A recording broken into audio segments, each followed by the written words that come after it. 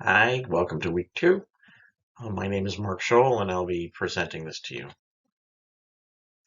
So I just want to take a minute to, of course, go through the main parts of the requirements of work in this class. So we have our syllabus, so make sure that you've checked your syllabus lately. Make sure you're up to date on what your deliverables will be. There'll be a discussion post due this week and a quiz, which you know that this now from going forward, you'll have one chance at quizzes, not two. So just be a little cautious about what you do. Think about the material. You've had one quiz, you kind of know what my methods are, and that's why I gave you two chances on the first one. So just think about that as you go forward. All right. If you have any concerns or questions, please again reach out to me. My information is on the syllabus, and I will respond to you promptly. Okay. So let's talk about what we're going to look at today, and that is Health Information Systems Chapter 5, which is the role of informatics in bridging public and population health. So I know some of you have seen this next slide. So we've seen this slide before.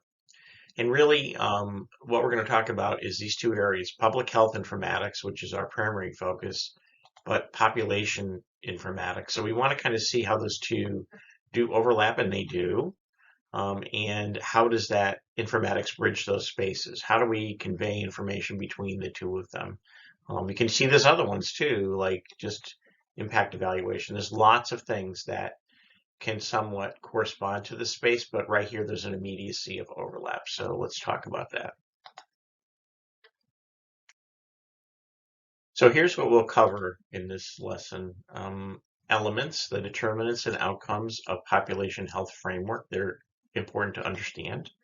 The role of informatics in bridging the gap between the population and the public health sectors. The advantages and disadvantages of various data sources used for population health. This is a theme that we'll come back and we'll speak to again in more detail. Informatics innovations that are used in the review of population health case studies, which is important. This has changed a lot of how we handle population health right now and public health. So population health, of course, is to improve health outcomes of a group of individuals by targeting its underlying health determinants. The primary focus is in reducing mortality and morbidity. There's a very large focus worldwide from the WHO, which is the World Health Organization, as well as the CMS, which is the Centers for Medicare Services. They also are very focused on this, as well as the UN. It does not include comprehensive clinical care or social services. This is just looking at the population. It's mostly preventative, as we talked about. Oftentimes, it's limited and managed by healthcare providers and payers. So this is kind of another part of this, which is a little bit unusual. And first time when you find this out, you're sort of like, why does this connect this way? But it will make some sense as we go forward. Clinical determinants of health is where social and environmental. So determinants of health are things like housing, or somebody who has a drug abuse issue. We don't call it that. It's got a different name. But those social determinants are really the basis of a lot of disease process going forward. So if you think about it, if we were able to make it so everybody had a safe place to live and food to eat and a good job, wouldn't that help a lot in their health? Of course it would. And that's really the basis of social determinants. So when we start to look at this of determinants of health, you start to see how they all kind of go together. And that also goes together with the clean water, things like that. So what is population health, which we'll just call it pop health? So pop health is an evolving concept. It's a field of study for health determinants or a new concept of health altogether. We're not quite it's sort of evolving on its own, but it's gotten a lot of traction lately, so it's absolutely worth discussing and it will grow. It overlaps considerably with the traditional healthcare delivery and public health functions.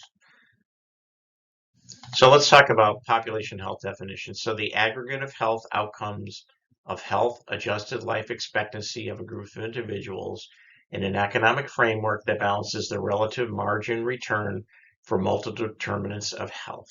All right, so that's a mouthful. And really what this is trying to tell you is that it's about how long and what the quality of life is for those that live. So it's life expectancy. It's also got to do with the quality of that life. And then how does that work for all the other returns from investment within determinants? So like housing and things like that. Why are some population healthier than others? That's another thing. Why is that? We need to understand that.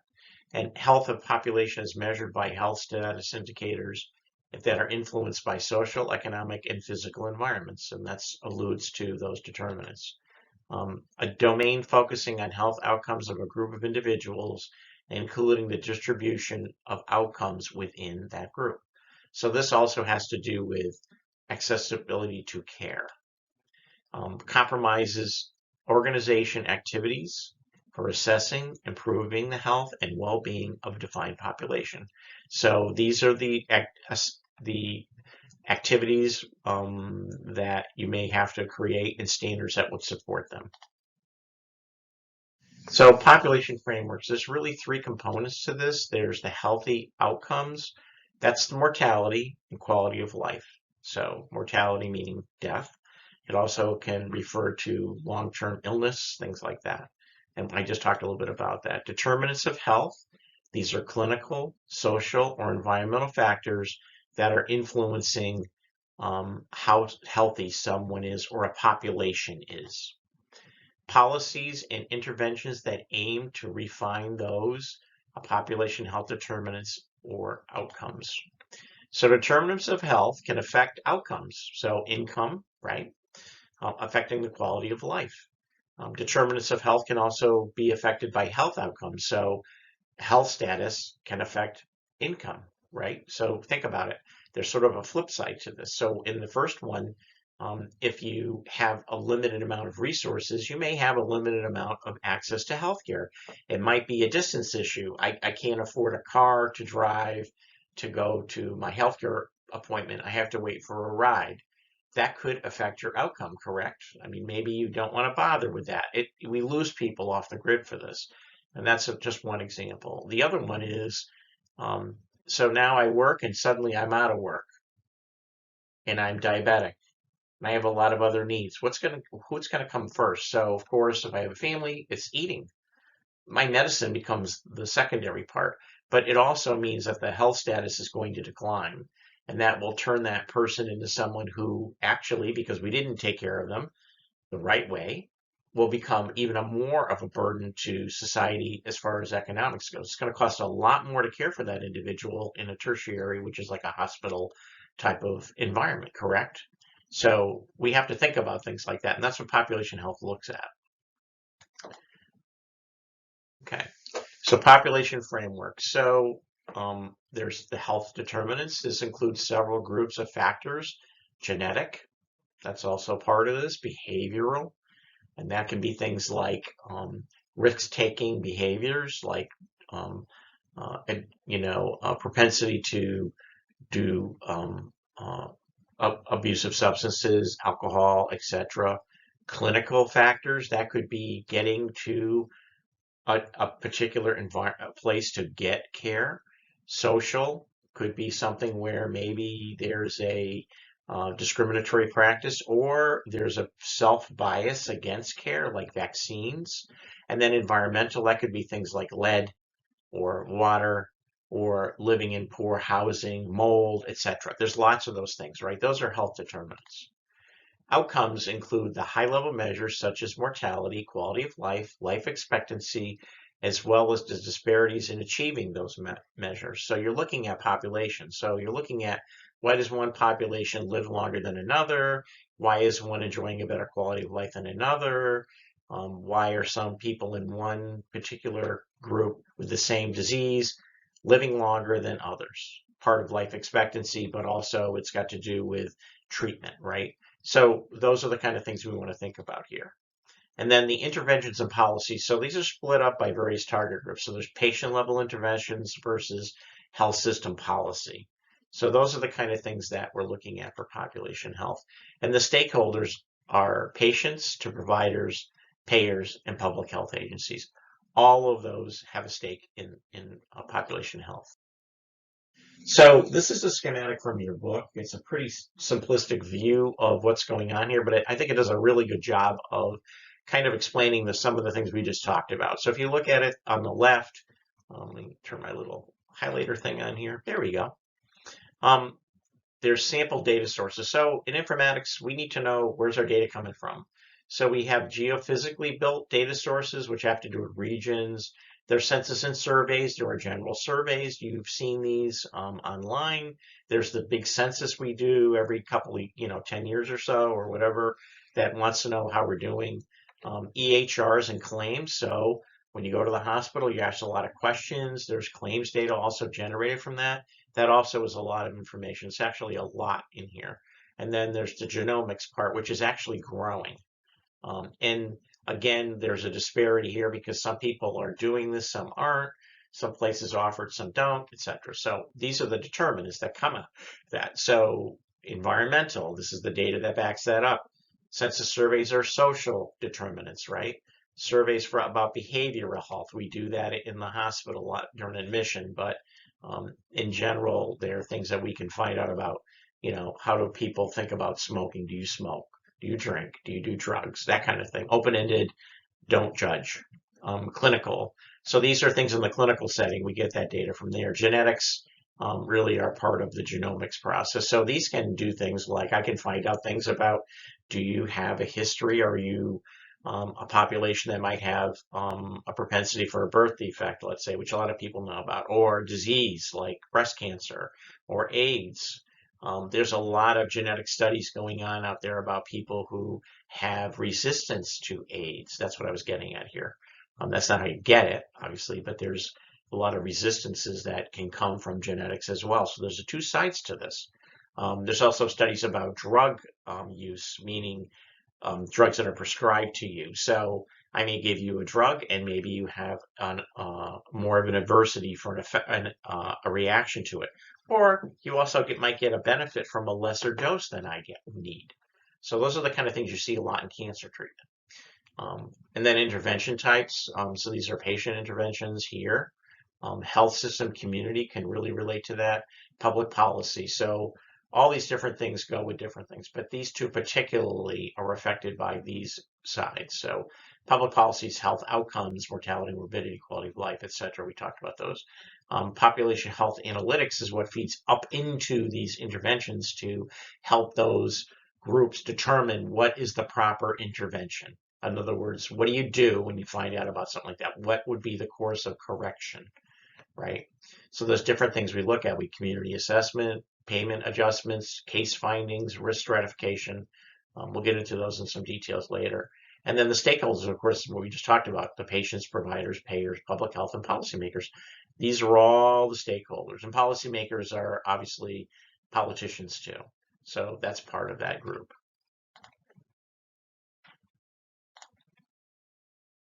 Okay, so population health programs are managed by provider and payer organization. This was coined in reference to the internal operations to improve health outcomes of patients or enrollees while decreasing the overall rate of the utilization of care. So it's prevention. So population health management, that's what that was coined for. Focus on health outcomes, not utilization of services. So this really has to do with reducing costs and utilization while improving the outcome. So the point here is that we've got this tremendous health system that spends a lot of money on things or costs a lot of money for payers, which CMS, which the Center for Services, Medicare Services, is the largest payer now of all the payers in this equation, especially with the new care bills. So that's really kind of forcing us to look at, wow, we're spending a lot of money. How can we make this better? So part of this is to try to do better services and also look at root causes. And that's really what this is about here. And then most population health activities include utilization as a key outcome in addition to the overall health outcome. So if I get a better outcome with a patient, let's say I get an improvement in uh, asthma exacerbations and readmissions to the hospital for one intervention, and I have another one, but it costs more money, then I'm going to tend to go to the one that costs me less resources that gives me the same outcome. You know what I mean? So we'll go on from that. So then there's risk stratification. We talked about that a little bit before. Within the provider-payer context, population health is mainly focused on identifying patients and enrollees who are prone to having higher than normal risk from undesired outcomes. So there's lots of other kind of data we can get from insurance claims, health records, geosocial data to better identify these patients at risk for undesired outcomes and try to get ahead of this. How can we help? The endpoints of cost utilization do not always translate to improved health outcomes for target population. So this is really important point to make too. So when we look at cost and utilization, they don't always translate into improved outcomes. So if we say, oh, we're trying to reduce access, repetitive readmission, and we're trying to moderate cost, we don't always get improved health, which is really the point here. It's more about, are we getting better health? We have a finite amount of funds to do it. We want to get the most for it. It's just like anything. When you buy something, you want to get the most for your money. As a healthcare system, we want to get the most for our resources. Clinical interventions cannot often be scaled up to all populations, and that is true. We have to consider things like ability to access or costs or insurance, things like that. So we need to figure that out. How do we make that work? Maybe it's something where it only can happen in a certain environment, and we can't do that everywhere. So gradually shifting from enrolled patients to residents of surrounding communities. So this is an important point too. So what we're trying to do is to make more regional treatment. And you see a lot more of these centers that are popping up all over the place now for people who are organizations who are trying to treat people more in the community. It makes more sense. So this is more of the provider-based population health model. And as you can see here, there's the determinants we talked about. There are the data sources. You get public health analytics, which is what we're talking about, and that creates the risk groups. And then you get these are high disease burden risk groups, single high impact disease, users of things, and users and non-users. And that basically shows you what types of management interventions are appropriate for those groups. In the lower tier, which is the bulk of individuals, there's a needs assessment, quality improvement in payment and finance. And then as you go up in the more and more iller patients, you start to see there's more to this. There's case management, which needs to be involved to make sure that we're giving the proper care to the patient and we're not excluding them from anything. Management of disease is really important. So if you're diagnosed with, let's say, high blood pressure or asthma or any of the other comorbidities, you're getting the right treatment for it, and you're also getting information and management for it. And that equates to outcomes which are better care at lower cost, and it improves the overall population health. Those are the objectives. So technology and components. So there's outcomes, determinants, interventions, relationships and analytics, denominators, and let's talk about how those work. So let's talk about outcomes. So population health outcomes include multiple measures such as mortality, morbidity, disability, quality of life, which is called QOL, and adjusted quality of life, QALY. Okay, so provider-based programs, so population health also add outcomes such as cost and utilization to that equation, so a little bit more.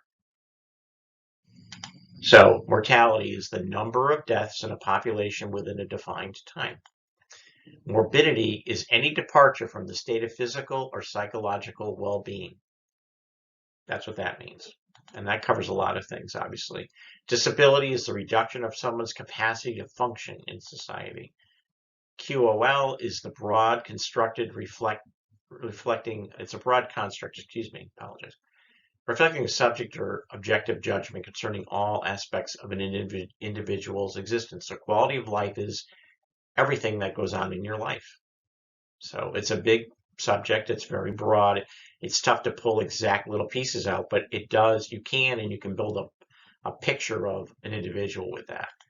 And then the quality of life adjusted is the measure of health outcome that assigns a weight to each period ranging from death to optimal health and then aggregates them across the time period. And this sort of shows us what kind of healthy outcome comes from population health and control and the work that we're doing. So determinants of health are sometimes also considered a proxy of outcomes. So there's generic behavioral, medical, social, or environmental. They're considered cause or predictors of population health outcomes. So so you can think of like an outcome morbidity might be affecting employment. You get ill, you can't work. Some social determinants are modifiable, social and environmental factors. We can do something about those. Some we can't.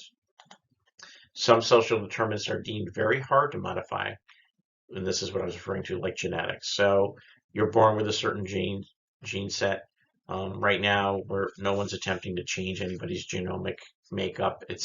I don't think we're ever going to see that in our lifetimes at all. But and it's also a slippery slope. It's quite dangerous. So we have to be very, very careful about what we do in that space. But um, when you have something like this that's known, which is what we can figure out, we want to be careful about how we can adjust a lifestyle to that or help with that.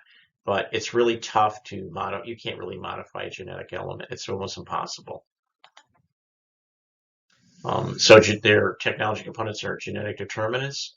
They're factors that focus from genetic composition of an individual population, right? And then there's behavioral determinants. Those are factors that based on the individual personal choices of a lifestyle or habits. It could be like just spontaneous, you do something or a response to an incentive, like diet, exercise, or substance abuse. So those are all behavioral things. Medical determinants often have a pathophysiological relationship with population health, so disease and medication causing higher rates of morbidity. Healthcare access for determinants is grouped around, is often grouped with environmental factors. So that can happen too. So social determinants include a variety of um, variables that can directly or indirectly affect population health outcomes. Those have to do with things like education, occupation, income, and environmental determinants really focus on natural and physical build of a person's resistance or a work location, like water, air quality, housing conditions, food access, and transportation. Those are just some of the things. So let's look at why we're doing this. So we're trying to interventions. We're trying to target certain types of populations here, and really in this vein, our interventions are to improve the population level of health outcomes by modifying the underlying determinants of health. If we can make a change in one of those, we can fix something maybe that will prevent it from growing into something much larger. Okay, so they can target populations. So case management is part of this. That's offered by a lot of insurance companies and payers. Payment adjustment or a value-based contract. Those can be with a community or community outreach in a health system for new health policies, medical association or health department. So home health care, case management, or case coordination can be offered to high-risk patients. We saw that in one of the graphic models I showed you before.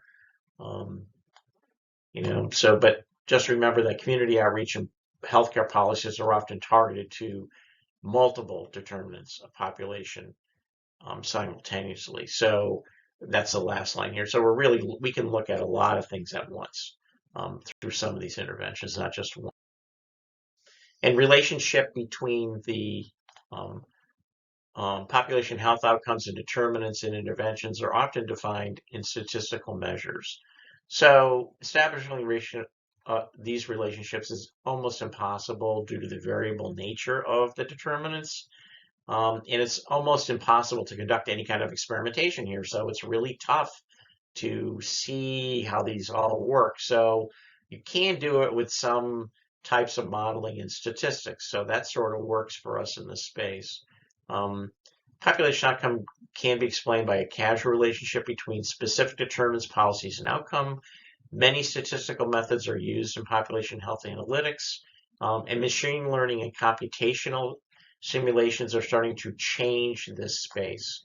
So we might use those to simulate determinants of an individual patient within a population that leads to an outcome. And they're really interesting to learn how these work. So machine learning uses algorithms and models. It doesn't really have any explicit instructions. It's software that learns how to learn. And we give it tasks. And based upon that, it slowly over time starts to understand what is more pertinent to the answer, and it starts to generate it. It's pretty interesting science. And so denominators, this was another part we talked about. So they can be defined using common geographics, characteristics, or risk factors. So those are individuals or patient that may reside in the same geography, state, country, zip code, community, have common characteristics like same employer, health plan or provider, bear similar risk factors, same behavior, disease, social need, or high strata risk. It really depends. So population health programs may choose different population denominators in their target groups. So state-governed public health population health programs may target populations residing in a specific area. Might be Hartford, let's just say in Connecticut, because maybe that's the most focus of something they want. But they're often bound to a geographic border. Health systems, population health might limit their denominators to patients who have at least one encounter with the system. So they're designed largely on internal workflows. So that's got to do with you'd have to be an admitted patient or in the system for them to look at that. Maybe that's what they want to target, readmission. So evolution of different models. So the first one is fee for service. This evolved to value-based models of care. So accountable care organizations and patient-centered medical homes have come out of this. So we started out for fee for service. So everything you did, you were paid an amount of money. And now it's evolved to value-based. So now you have to show me that this group of interventions or care gives me a value, which is actually having a patient do better. So that's kind of where that could be. Healthcare providers are reimbursed for population health outcomes now rather than encounter level services and procedures. So this is really a change in how healthcare providers or organizations are reimbursed. So basically, the payers are saying to those folks, we're going to pay you for your outcomes. I want to know my patient did better.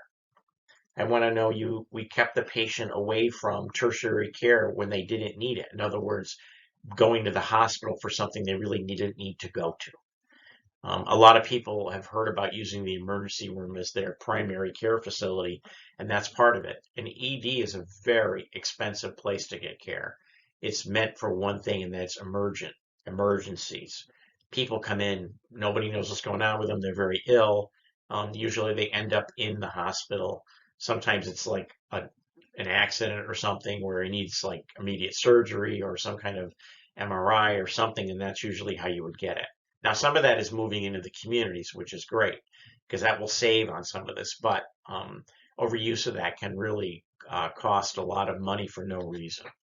So the majority of public health operational growth is driven by the value-based health providers. So policies affecting them, budgets assigned to value-based purchasing, and contracts go hand in hand with this. So this is how this has been designed. So you're really looking for waste. You're looking for things like interventions that make more sense if you can move them along in an orderly fashion that will that end up with a prevention that is considered value-based. In other words, like I said, readmission.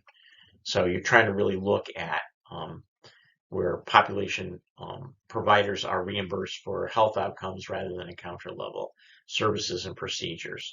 So that's really the point. Now, if somebody needs that, they should have it. That's not excluding that. It just means we're trying to be more about it. So there was a particular type of communities that we're doing, which were called the triple aim. And so what happened is that that's actually evolved into the quadruple aim. And really why is population health, you can see, is a really big piece of this. There's the patient experience, there's the population health component, there's reducing costs, and there's the care team well-being, which is the newest part.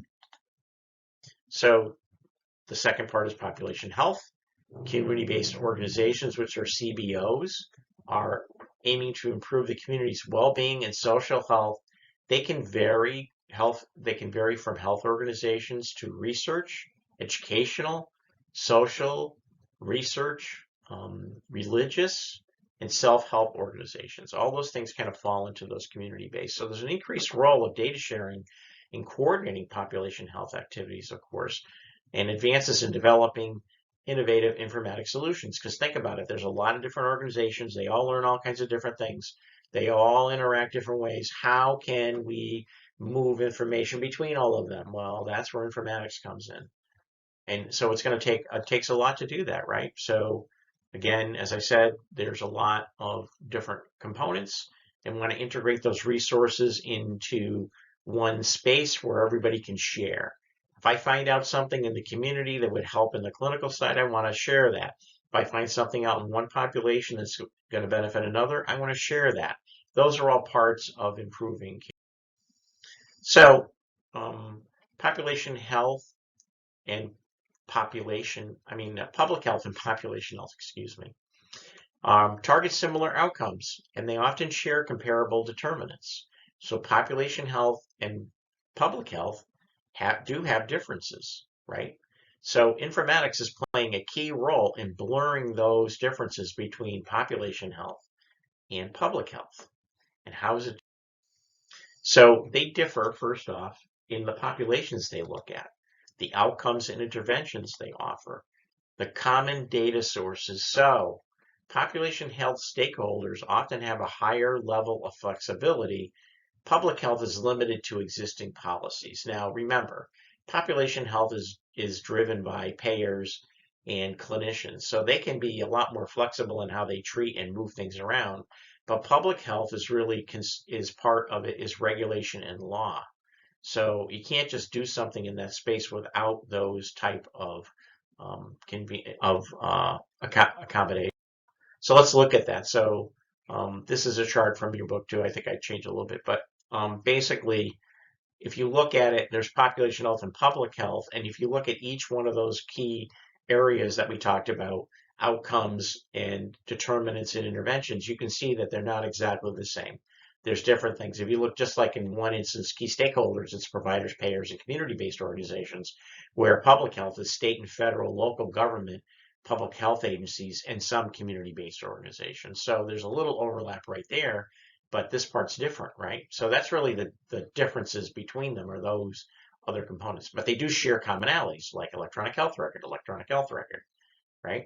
Then we have national, state, local surveys, social service organizations. Here we have insurance and patient-generated data, which is still not shared across. But that's part of what we need to do. But there's three major categories that we do need to look at when we start to look at our overlapping aims and goals. So how do we make that work? So public health population health and public health are increasingly targeting overlapping population denominators. In other words, what populations or parts, we talked about that, are common between the two. And then there's a new policy of Public Health 3.0, which we will talk about again too. This also promotes the role of public health programs in improving social determinants of health with the addition of health outcomes. Thus, there's overlapping with determinants of health contained within population frameworks, which also address these things. Emerging health challenges have created common grounds, both needs and mandates for population health and public health programs to collaborate. Some of these that really stick out are the opioid crisis, which is still pretty fresh in a lot of people's mind. There was a lot of overprescription of opioids. We treated people for pain with um, different modalities, but meaning different ways to treat it. But we really kind of went down this road of just writing scripts for oxycodone for pain for just about anything, which got way out of control. And unfortunately, a lot of people can get addicted to those medications very quickly and dependent on them. And that started this great big crisis, which really involved a lot of not just the pop health, which is more the clinical side, but also the public health departments who have to deal with the sudden rise of a population. How do they take care of them? How do they treat them? What do we do? And that's part of that. And then there's a growing health rates of chronic disease, right? So we still have a lot of obesity, mental health that's not gone away. Those things really overlap both those areas. So working together makes us stronger, and that's really part of why we need to do. So aligning the population and public health, how do we do that? So there's some common drivers to population health and public health alignment, and they include things like policies and stakeholders. There's the denominators. There's privacy and security. Health IT is a big one, which is really kind of how do you get those together? How do you get the infrastructure together? So there's opportunities here to bridge them because of that. And those health IT has provided ample opportunities to bridge population health and public health operations. And they do that with the availability of population level critical data. We can share that now. This is something that was siloed. Now all of a sudden it's not. Integration of clinical and non-clinical data, we can put them together. It gives researchers more information to work from. It gives clinicians a clearer view of when the intervention leaves the hospital, what happens. Advancements in health IT infrastructure have really changed over the years. And not just from meaningful use, but there's lots of other things too, standards, etc. Those things have changed how we deliver care. There's like I said, the emerging standards. Health IT also is become its own science. Again, this is what we're talking about, and it has relevance to this discussion as well. So let's just look at how this affects this space. So population health informatics can be defined as use of informatics principles, right? Methods, techniques to improve the efficiency and effectiveness of pop health operations. So one of the things that's really important here is that if you use informatics in population health and you're looking at population health informatics, one of the things you really can impact is how those areas utilize data and how they affect operations, which is how you do what you do, right? The basic everyday things.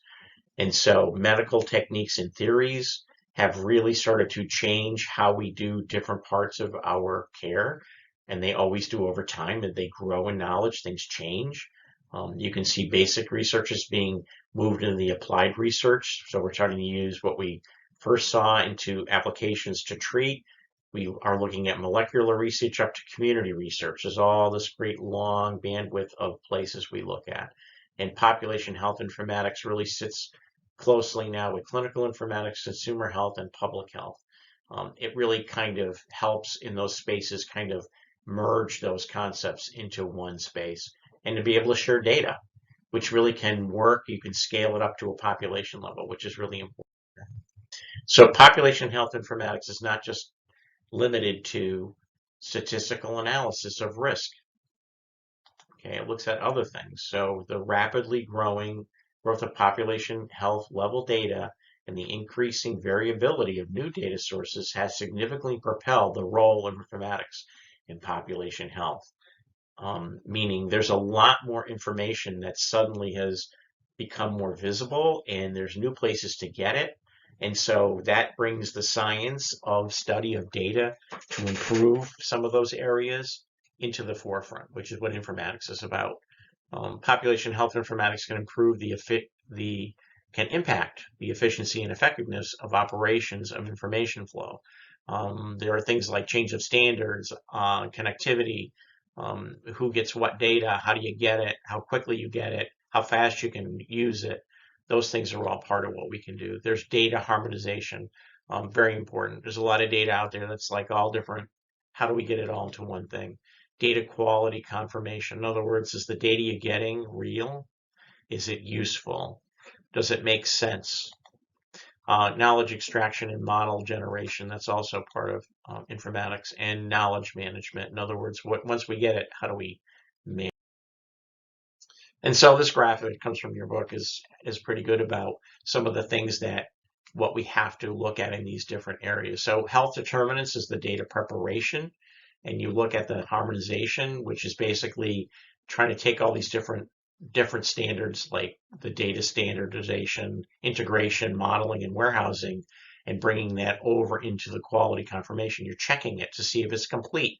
And this can be as silly as a data table with a space in it. You wouldn't believe what that turns into when you try to run any kind of analysis and you hit a weird thing like that. It will stop it. So is it complete? Is everything in there? Is everything been accounted for? Is it correct? What we're looking at the right data? That's also important, right? It's like filtering, but you have to kind of get some idea of what's in there first. The currency is what's it worth, and the provenance, and that is where did it come from? Is it opinion, the weakest part of thing, or is it like from front line? Is it pertinent to what you're trying to do? And from that, you do predicting outcomes, which is the stratification we talked about, right? So descriptive, statistical analysis, machine learning, simulations all help to get knowledge from that. And from that, you can generate models. You have to validate and check them for reliability, consistency, parsimony, and reproducibility, right? Do they work? Can you do it again? And you get the same outcome. And when you do, you generate what's considered best practice. And those things move into our knowledge management. So this is where we develop interventions and policy. They're based on that data. And you'll see more of this later on. It's sort of a theme. So just remember all of how this works, because that's really how new data equals new populations, new outcomes, and new determinants. So that all goes back in here and starts all over again. It is a cycle. So data types and sources of population health operations growing overlap. Again, uses a wide range of data sources to extract information from health determinants and outcomes. The data from a wide spectrum of stakeholders, common types of data, data types of population health, emerging in novel data types of population health. So that's a mouthful too. But if you look at all the different sources, another figure from your book, you'll see that there's a lot of different places now where data is coming from. So there's various survey-based platforms that are out there that we get data from. There's mobile health, right?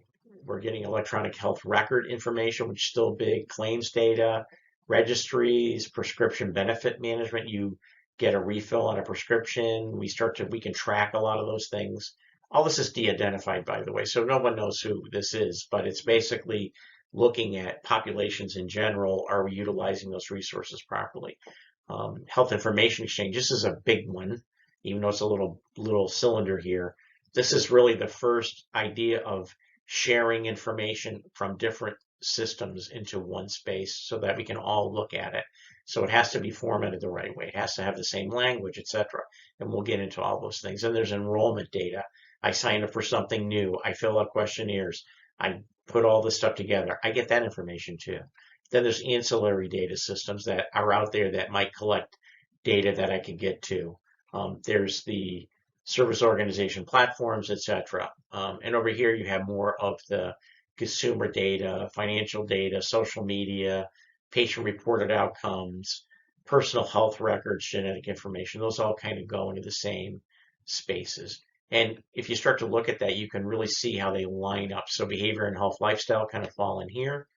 Clinical data falls in here. Social data goes across this span, and environmental is mostly here. But as you look down between, you can see where the private sector relies, where the patient is, providers, payers, community, and public health, and how they cut that up. But the data systems and sources go across all of them. And the health determinants, again, cross into these spaces as well. So you can sort of see what's pertinent to each thing. But the idea is this is all one large amount of data now. So now we can run comparisons against these things and see what we have. That's pretty interesting.